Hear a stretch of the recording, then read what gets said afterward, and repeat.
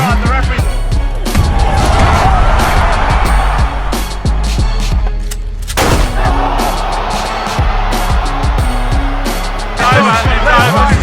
They're gonna stop this. They're gonna stop it.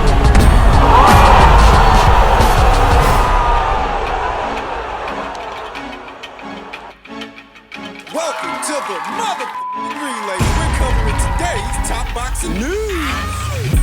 In other words, is that a disrespectful way for Canelo to come to the negotiation table and saying, you get nothing new, you get nothing more, just the privilege of fighting me again? I think it's not disrespectful for me. It's just some way for him to say that he didn't agree this fight. You know, it's some excuses for him. It's funny. He just wanna find some excuses for him. Of course, nobody say that I wanted the same turns on rematch, and he just doesn't want it. If he wanna say I wanna the same turns, And do you agree or no? well, I understand your logic. You think he is negotiating himself intentionally out of the fight. Yeah, or I could say that, you know, I wanna fight with the Joshua and the next Fury, but I wanna fight on the Mars. Let's do it. Do you wanna? Are you agree to fight with me on the Mars?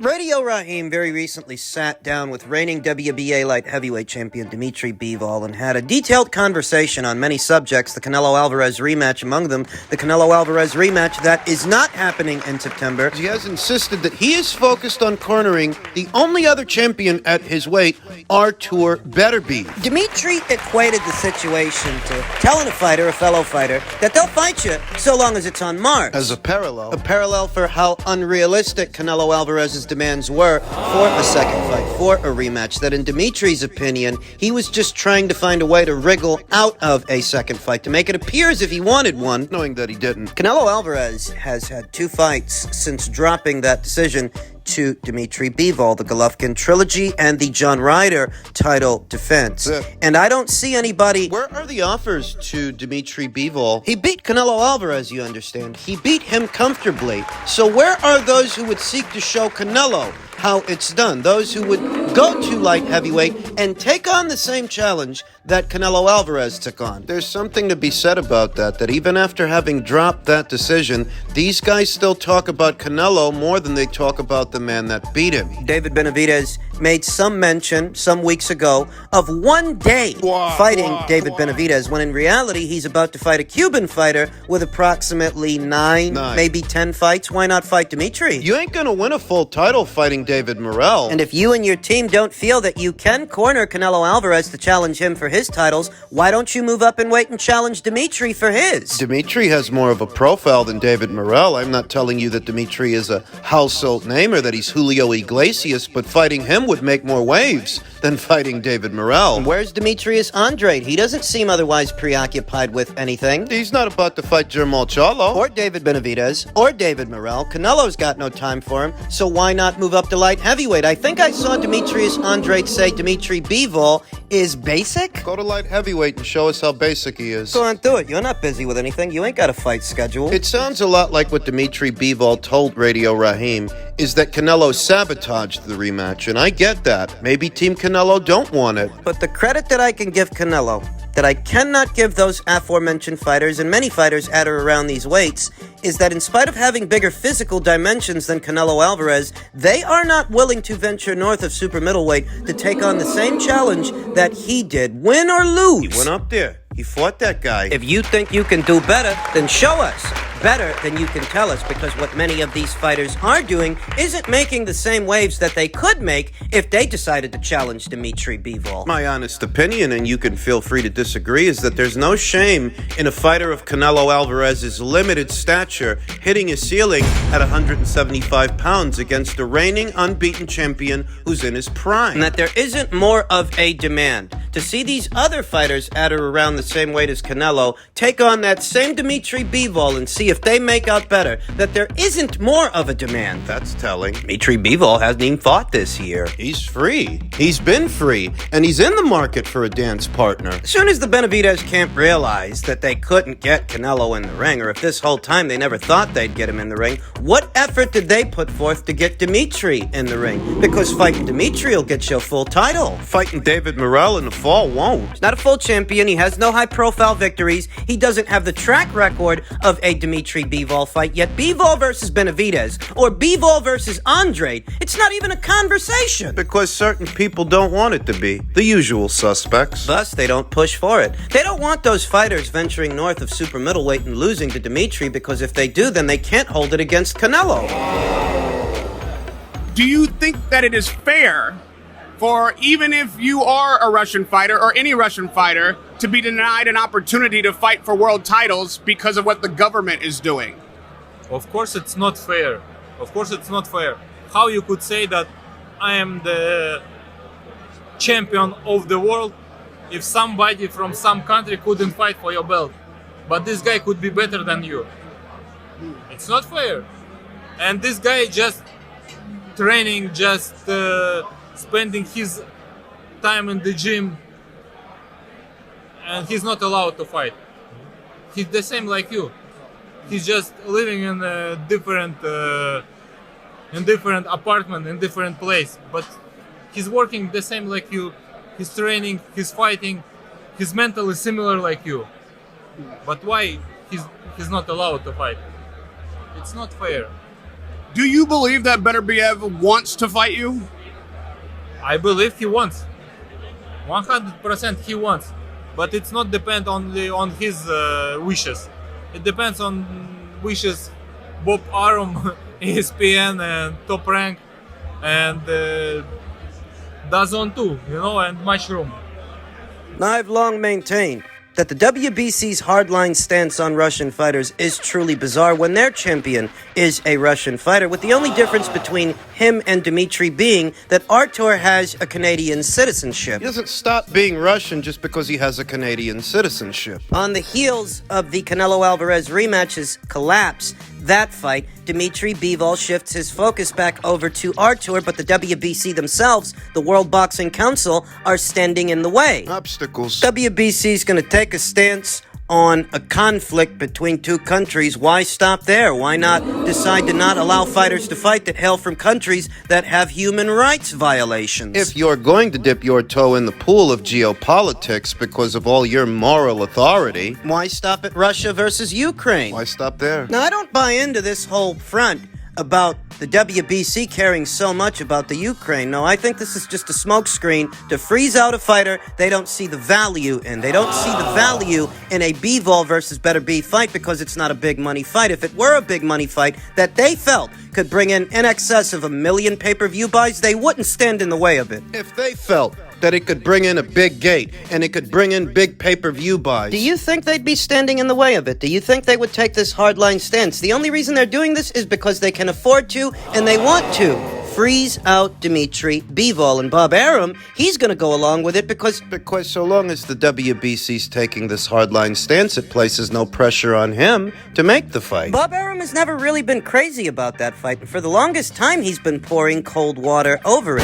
After Dimitri Bivol beat Canelo Alvarez, he did establish himself as a somebody. A somebody you can't just pay any old dollar amount to. Bob doesn't want to have to break the bank to make this fight. If I had to guess, why is it that Bob has an aversion towards that fight? Well, he doesn't feel that Dimitri is a particularly marketable fighter. He doesn't feel that a fight between him and his man Artur, he doesn't feel that's a particularly marketable fight. Two Russian nationals on American soil? For what it might cost to put the fight together, he may think it's more trouble than it's worth. His fighter, Artur Beterbiev, he is at least a knockout merchant, a knockout artist, and knockouts in and of themselves, they are marketable, whereas Dimitri, he's more cerebral. Pure boxer with a language barrier. Bob don't see the value in this guy. He likely doesn't see the value in that fight, even though it's the only fight to make at light heavyweight.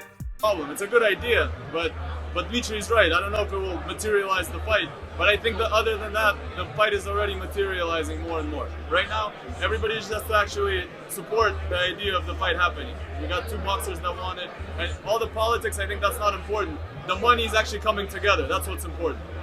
The money actually coming together. Is the money coming together? Do you feel? Yes, because there's a lot of interest from the Middle East, from Abu Dhabi and from Saudi, and they're interested in this type of fight happening, which I think will help materialize the fight in the near future. And last on this politics part, it seems like Arum and others are excusing Beterbiev from his relationship with the government, but holding you accountable for your relationship with the government of Russia. Do you think that that is unfair? Of course it's not fair. Of course it's not fair. It's unfair. Because I don't want to say that, oh, let me fight Beterbiev because I'm not spend last time too much time in Russia. To be honest, I didn't spend more than 4 months last year in Russia. I spent my time in all over the world. But I don't want to say this is the reason why I want to fight him. No. The reason is don't mix politics and sport. You heard Vadim Kornilov make some mention of interest in the Middle East to bankroll the fight that would alleviate the financial burden on Top Rank, on Matchroom, that it wouldn't be on them to make the fight happen. The people over there in the Middle East, some of those investors in Saudi and Abu Dhabi, so on and so forth, they might be able to be the financiers for the fight, to bring it into fruition. And you would think... That'll do it. But think about this. The people in Saudi are very much interested in staging a Tyson Fury versus Alexander Usyk fight. They're willing to pay obscene amounts of money for that fight, according to Bob Arum himself. And yet, we don't feel closer to that fight. Doesn't seem like we're any closer to that fight now than we were a few months ago. I don't think that Artur Beterbiev is as big a part of Top Rank's bottom line as, say, Tyson Fury. Tyson Fury, compared to Artur, is a bigger draw. But the dilemma, the fundamental problem, is the same. That if you allow your fighter to take that Saudi money, the rights to the fight may go to auction, and they may not go to your broadcast partner. Think Joshua versus Usyk 2. The rights to that fight went to auction in the United Kingdom, and it was Sky Sports that ended up showing the fight as a pay-per-view, not DAZN. You think Bob wants to see himself in that situation? With Tyson Fury later on this year. In this instance, with Artur Beterbiev. The Saudis or the people in Abu Dhabi, wherever, they may have enough money to satisfy the financial demands of the fighters and their teams, but what about their promoters? Are they going to be on board? The deal structure is different when you're allowing them to bankroll the show. They are, in essence, buying the rights from you. Then auctioning them off. How comfortable would Bob Arum be if Artur Beterbiev versus Dmitry Bivol ended up on DAZN instead of ESPN? I don't imagine he'd be too crazy about that, too keen on it. I would like to think that we're closer now to Beterbiev versus Bivol than we were before, but... Doesn't sound like there's much there in terms of progress. Let's see what Team Beterbiev are saying. Let's see what tune they're singing beyond the Callum Smith fight later on this summer, assuming he makes it past Callum Smith. Let's see what they decide to do.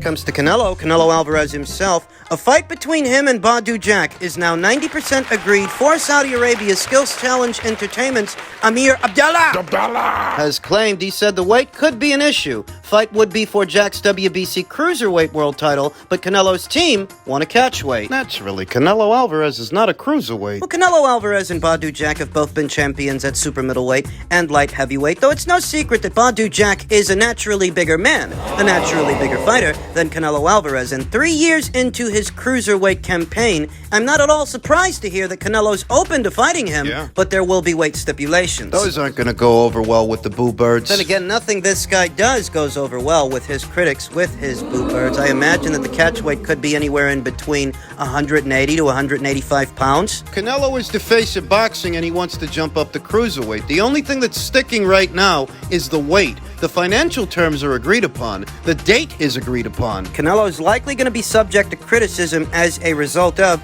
this proposed catchweight, whatever it turns out to be. But need I remind you that his biggest critics are also big Mayweather fans. Mayweather fought him at a catchweight. The discrepancy in weight between them was nowhere near as wide a gap as the gap between a super middleweight and a cruiserweight. You're talking about a whopping 32 pounds. What you're talking about. It just so happens that many of Canelo Alvarez's biggest critics just so happen to be big Mayweather and Gervonta Davis fans. And last I checked, Gervonta Davis is no stranger to weight stipulations. He fought Ryan Garcia at a catchweight, and Ryan is nowhere near the proven fighter that a Badu Jack is. The gap between 135 and 140 pounds is nowhere near as broad, nowhere near as wide as the gap between 168 and cruiserweight. You can already see the criticisms mounting now that Canelo is fighting Badu Jack instead of David Benavidez in his next fight. Which I think would have been a big fight commercially here in America, but this is Saudi we're talking about. Talking about Skills Challenge, who are very much invested in the career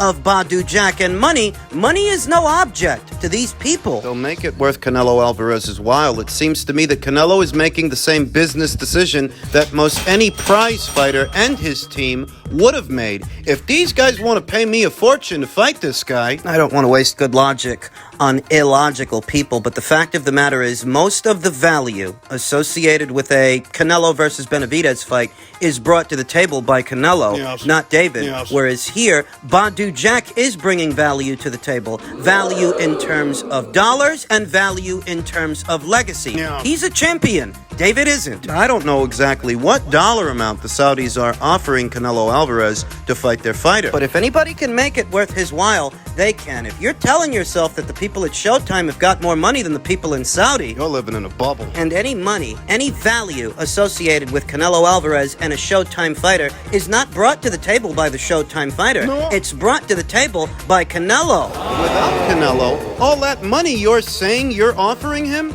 it evaporates, it disappears, because without Canelo, it's not a 40, it's not a 50, it's not a $60 million fight. It's not any of those things unless he is involved. So when you say you're making him an offer... Are you really? I would have preferred that he fight David in his very next fight instead of Badu Jack, but I'm not going to poo-poo all over the Badu Jack fight because there are certain perils associated with jumping up in weight like this. Canelo is not a cruiserweight. He doesn't have a cruiserweight's frame. He doesn't have the physical dimensions to carry that much weight evenly. Hence the catchweight. Never fought there before, so he's obviously not acclimated to the weight, and there are certain perils in association with that in it of itself. You say that Canelo Alvarez is fighting an aged Badu Jack that's close to 40 or is 40. That's the angle. That's true, but the opposing view, the opposing angle, is that maybe Canelo Alvarez can't put a dent in this guy. He couldn't put a dent in Dimitri Bivol, in case you forgot, and he's a light heavyweight. Badu Jack has been up there for 3 years and 6 fights. It's safe to say that he's acclimated to cruiserweight. And even if he's not the biggest cruiserweight or a career cruiserweight, he's been up there longer than Canelo.